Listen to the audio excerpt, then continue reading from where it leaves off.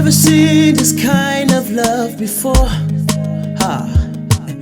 I've never seen this kind of God before. Who I be where you love me? So tell you came to die for me on the cross. Yeah. Oh, I searched and searched and searched, no God like this. Hello, my name is Chimendu Grace Abia.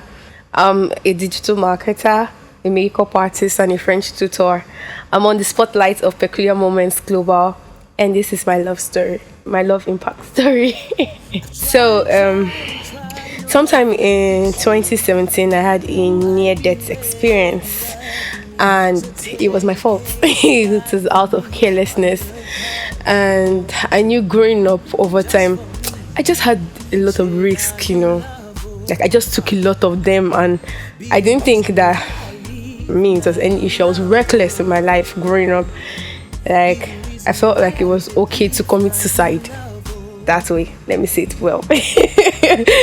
And it turned out from a lot of series of events up until 2017, where I almost lost my life. And at that point, I thought because it was my fault, God would just easily, let her go away. let her join people in heaven. But it turns out that He gave me somebody. He gave me someone who stood by me, someone who I was naked and unashamed with, and she held my hands and showed me the love of God. My life never remained the same after that experience, because I felt like other people wouldn't have understood. But here is this one person who seemingly looks perfect, like her entire life, at least as much as it looked at then. It looked perfect, but she wasn't judging. Fast forward 1 year after, I had grown so much in the knowledge of God's word that I started believing God for myself, to the point where I dared to do something that I would never do because of low self-esteem. And I won. I went for the school's biggest beauty pageant. I was chubby. It was not like I was slim, and we had models from across Nigeria. It was like an international thingy. We had students from who had studied all over come to the French village, and we had students from all over Nigeria compete. And it was amazing that I won, because I never thought I could. But the only thing I held on to at that point in my life was God's love for me. Fast forward to coming back, I traveled out and I came back to Nigeria, and I met the same person that held my hands in 2017.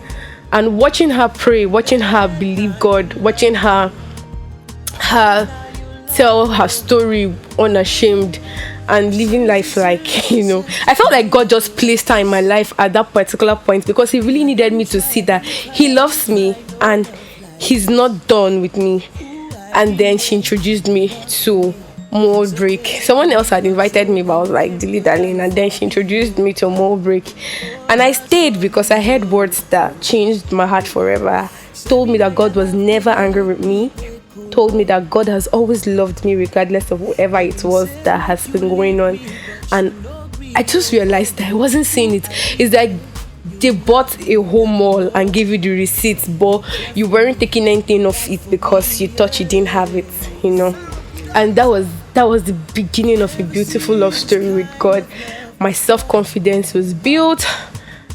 My life started taking trajectory. I started taking my life more seriously.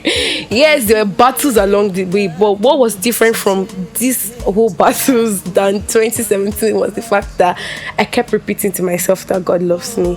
And yeah, I remember I would cry and roll on the floor with the only words in my mouth, God loves me.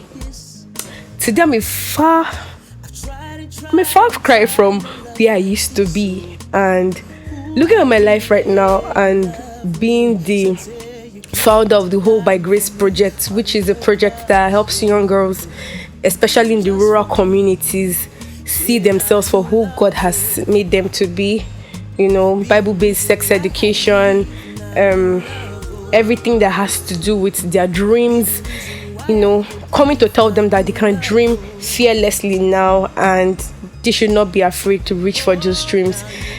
my life has changed really, because first edition of the Grace Girl campaign 2021, we had over 250 girls, young girls from ages 3 to 25, right there in the hall, listening to the fact that God loves them and He's never angry with them, and that He has so great plans for them. And these are girls in rural communities that the norm is usually teenage pregnancy, usually rape at childhood.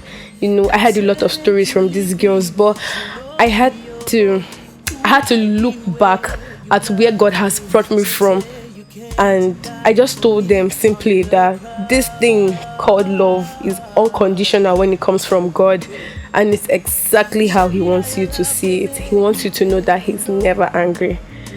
I don't know why I feel like I'm saying it to somebody right now, because I feel like there's somebody that's watching right now and you're in that place where you're not really sure. God really loves you, and it doesn't matter where you're coming from or where you're at right now. He's not angry with you. He's always there with arms wide open, waiting to receive you. This is my loving pastor.